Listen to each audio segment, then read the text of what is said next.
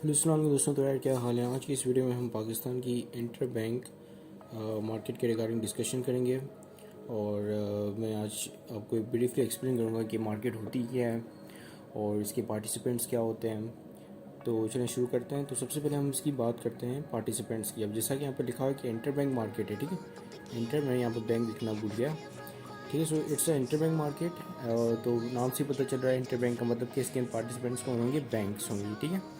अब बैंक्स यहाँ इस मार्केट में क्या करती हैं, तो जाहिर सी बात है सब्जियाँ वगैरह तो नहीं खरीदती होगी। इस मार्केट में वो लोग डॉलर खरीदते हैं, ठीक है। उसको वो लोग एफएक्स बोलते हैं, यानी कि फॉरेन एक्सचेंज, ठीक है। अब डॉलर क्यों खरीद रहे होते हैं ये?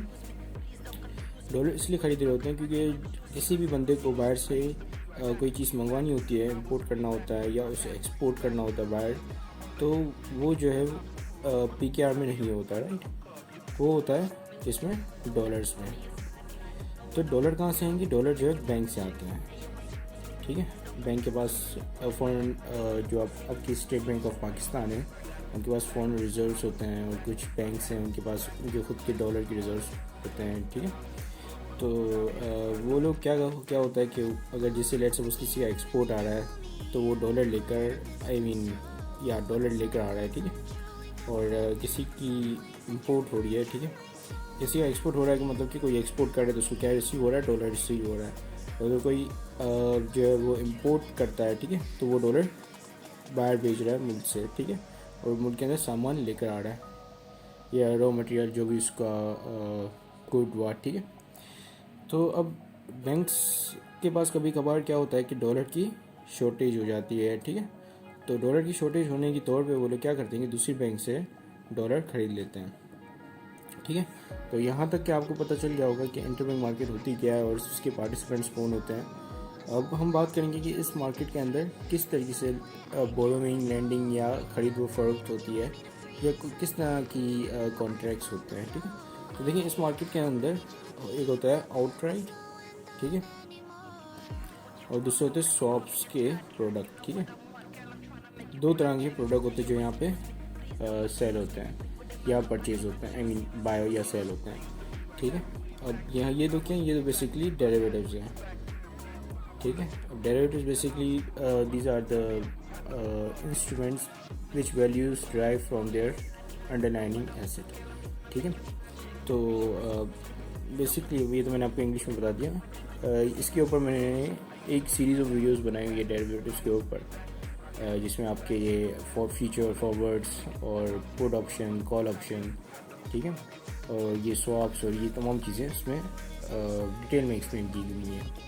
अब यहाँ पे क्या होता है कि ये लोग जो है वो ख़रीदते हैं dollar in a pre determinate price, ठीक है। ठीक है, मैं यहाँ लिख नहीं रहा। तो बेसिकली इस वीडियो का मकसद ये है कि आपको ब्रीफली एक्सप्लेन करना, एक आइडिया देना जनरल कि इंटरबैंक मार्केट होती क्या है और इसमें बैंक किस तरीके से पार्टिसिपेट करते हैं। बीच में यहाँ पे एक फैसिलिटेटर्स होते हैं, ब्रोकर का एक चैनल होता है जो कि इस ट्रेडिंग को फैसिलिटेट करा रहे होते हैं। अब जैसे लेट्स सपोज कि एक बैंक जो है वो अपनी एक बिड देता है, ठीक है। बिड यानी कि जब बायर है वो बोलता है कि भाई मुझे जो है वो 208 रुपये में चाहिए डॉलर। वैसे 208 का नहीं है, इस वक्त जो है वो 278 का लगभग चल रहा है, राइट। तो वो कहता है कि मैं इतने रुपए में बाय करूँगा। अब दूसरा बैंक है वो बोलता है कि मैं जो है वो ऑफ़र कर रहा हूँ लेट्स से 279 में, यानी वो कह रहा है कि मैं 279 में सेल करूँगा। अगर कोई मुझे 279 देता है तो मैं उसको ये डॉलर सेल कर दूंगा। जबकि बाहर कह रहा है कि अगर 278 में कोई मुझे सेल करता है तो मैं उसे ख़रीद लूँगा, राइट। तो बीच में जो ये ब्रोकर हैं वो क्या करेंगे, वो उन दोनों से निगोशिएट करते हैं और इसी इन लोगों को कोई बीच की प्राइस पे लेकर आ जाते हैं, ठीक है। लेट सपोज कि 278 पे 278.50 पे लेकर आया उसने, ठीक है, ब्रोकर ने।